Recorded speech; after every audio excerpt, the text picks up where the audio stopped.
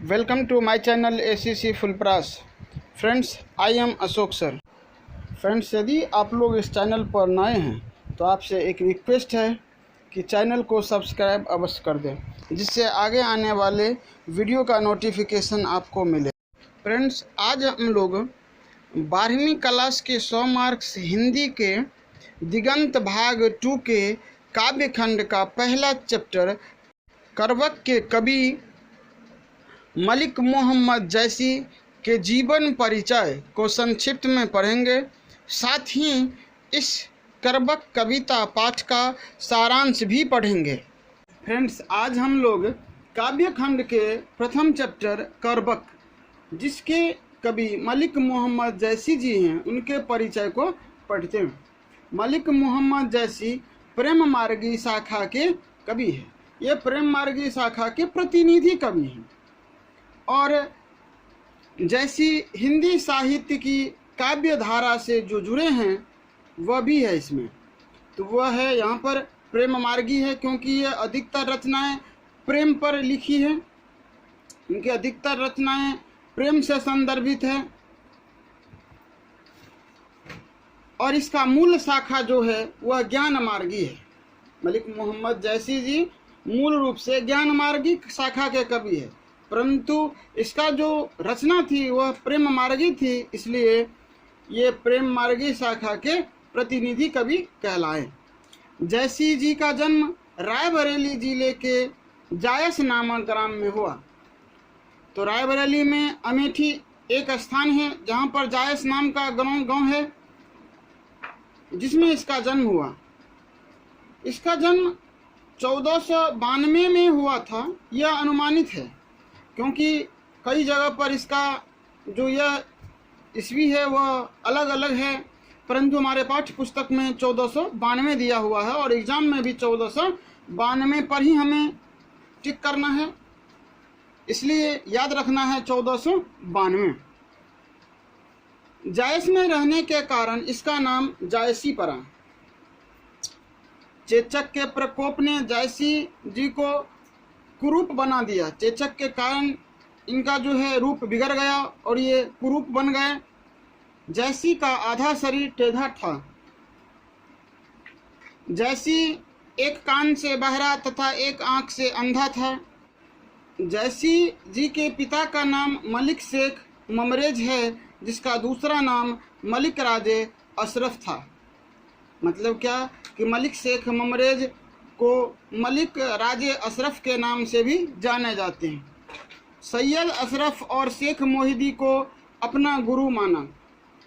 मोहम्मद जैसी जी ने सैयद अशरफ और शेख मोहिदी को अपना गुरु मान लिया। मतलब क्या कि ये दो व्यक्ति जैसी जी के गुरु थे। एक बार दिल्ली का सुल्तान शेरशाह सूरी जैसी को देखकर हंस पड़ा था।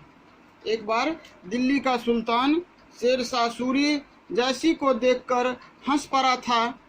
तब जैसी ने उसको संबोधित कर कहा, मोही का हंसित की हंसित को हा रही। मोही का हंसित की हंसित को हा रही। अर्थात मुझ पर क्या हंसते हो, उस बनाने वाले पर हंसो। इस दोहे का अर्थ था कि मुझ पर क्या हंसते हो, उस बनाने वाले पर हंसो। यह सुनकर सुल्तान लज्जित हुआ और इससे क्षमा मांगे। यह सुनकर जो उन्होंने एक दोहा में कहा जैसी जी ने सुल्तान को, यह सुनकर सुल्तान लज्जित हो गया और जैसी जी से क्षमा मांगे। जैसी ज्योतिष विद्या वेदांत एवं हठयोग में निपुण थे। जैसी ज्योतिष विद्या वेदांत एवं हठयोग में निपुण थे। अमेठी के राजा के दरबार में उसका बड़ा सम्मान था। जैसी सूफी संत परंपरा के कवि हैं। किस परंपरा के हैं? तो सूफी संत परंपरा के कवि है।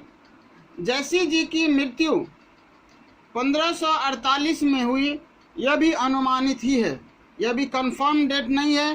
कई बुक में 1542, कहीं में कुछ और, कहीं में कुछ और, परंतु जो हमारे पाठ्य पुस्तक है दिगंत भाग 2 उसमें 1548 दी हुई है। तो हम 1548 ही पढ़ेंगे और एग्ज़ाम में भी 1548 ही मारेंगे। तो इस प्रकार जो जयसिंह जी की जीवन का परिचय था वह संक्षिप्त रूप में खत्म हुई। अब आगे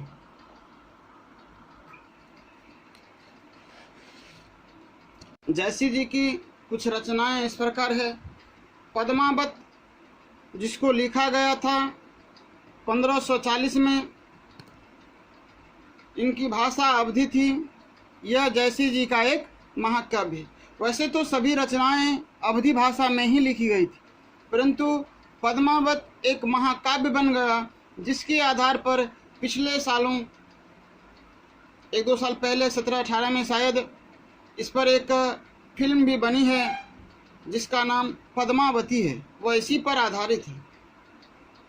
दूसरा है अखरावट, तीसरा है आखिरी कलाम, चौथा है 12 मासा, पांचवा है चित्ररेखा, छठा है कहरनामा, सातवां है मसलनामा। एक चीज़ याद रखना कि जयसिंह जी की कुल 21 रचनाएं हैं, कुल 21 रचनाएं हैं, जिनमें से जो उपयुक्त ये 7 है, ये प्रमुख है, ये 7 प्रमुख है, कुल 21 है। तुम्हारे पास ये ऑब्जेक्टिव में क्वेश्चन आ सकता है कि जयसिंह जी की कुल कितनी रचनाएं हैं, तो वहाँ हम 21 को टिक करेंगे और प्रमुख रचनाएं जो है वह 7 है। अब हम लोग करवक कविता का सारांश पढ़ते हैं। देखिए, इस पाठ में प्रस्तुत दोनों करवक अर्थात जो हमारा पाठ्य पुस्तक दिगंत भाग 2 है उसके काव्य खंड में जो पहला चैप्टर करवक लिखा गया है उसमें 2 करवक दिए हुए। तो दोनों करवक मलिक मोहम्मद जैसी के महाकाव्य पद्मावत के प्रारंभिक एवं अंतिम छंदों से लिए गए। इसका अर्थ है कि पहला करवक प्रारंभ पाठ से और दूसरा करवक अंतिम छंद से लिए गए। प्रस्तुत प्रथम करवक में कवि ने विनम्र स्वाभिमान से अपनी रूपहीनता और एक आंख से अंधेपन को प्राकृतिक दृष्टांतों द्वारा महिमा मंडित करते हुए रूप को गौण तथा गुणों को महत्वपूर्ण बताते हुए हमारा ध्यान आकर्षित किया। यहाँ पर क्या है कि कवि ने अपने स्वर के द्वारा, अपने लफ्ज़ों के द्वारा, अपने बुद्धिमत्ता के द्वारा, अपने महिमा के द्वारा उन्होंने अपनी जो कमियां थी, चाहे बहरेपन का हो या रूप का हो या फिर आँख के अंधेपन का हो, तो कवि बताते हैं कि ये सभी प्राकृतिक है, ये तो प्राकृतिक है, बाहरी दिखावा है।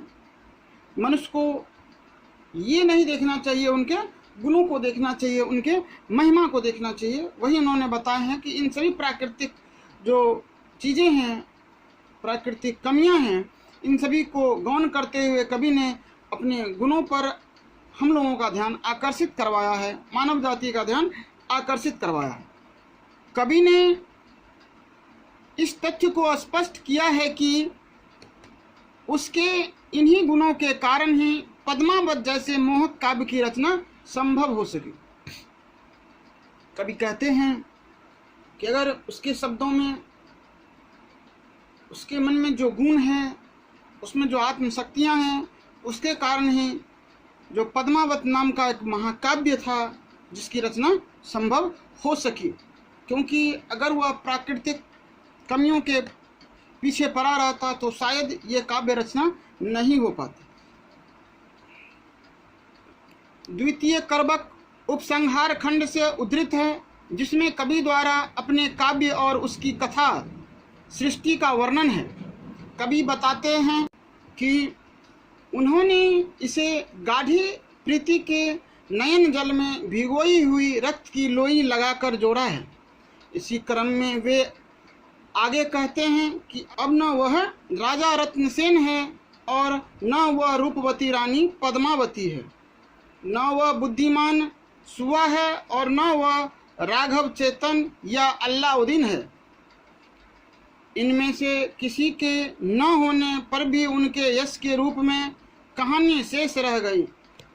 लेखक का कहना है करबक के दूसरे भाग में अर्थात करबक 2 में कि जो हमने पद्मावत की रचना की है उसमें जिस राजा और रानी पर यह दृश्य बनाया गया था, जिस राजा और रानी को ध्यान में रखकर यह पद्मावत बनाया गया था, लिखा गया था, पद्मावत की रचना की गई थी, वह राजा रत्नसेन अब नहीं है और ना ही वह रूपवती रानी है, परंतु पद्मावत जो काव्य है उसका महिमा अभी भी है। वह क्योंकि वह कहानी अब अमर हो गई। आगे देखिए, फूल झड़कर नष्ट हो जाता है पर उसकी खुशबू रह जाती है। आगे उन्होंने कहा कि जिस प्रकार इसमें यह काव्य सुगंधित है, यह काव्य की महिमा है राजा और रानी के नहीं होने पर, ठीक उसी प्रकार यह है जिस प्रकार फूल झड़ जाते हैं पर सुगंध बाकी रहती है। कवि के कहने का अभिप्राय यह है कि एक दिन उसके न होने पर उसकी कृति सुगंध की तरह पीछे रह जाएगी। कवि अपने बारे में भी कहते हैं कि जब हम नहीं रहेंगे तब भी हमारी कृति सुगंध की तरह ही रहेगी। इस कहानी का पाठक उसे 2 शब्दों में याद करेगा। कवि अपने कलेजे के खून से रचे इस काव्य के प्रति यह आत्मविश्वास अत्यंत सार्थक और बहुमूल्य है।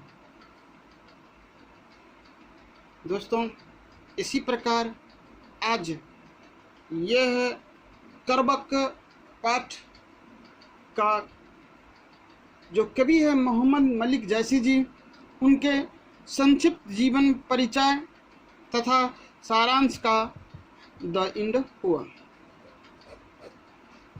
अगले पाठ में हम लोग कविता का भावार्थ, ऑब्जेक्टिव क्वेश्चन, सब्जेक्टिव क्वेश्चन पढ़ेंगे। तब तक के लिए जय Hind. Have a nice day. Thanks for watching.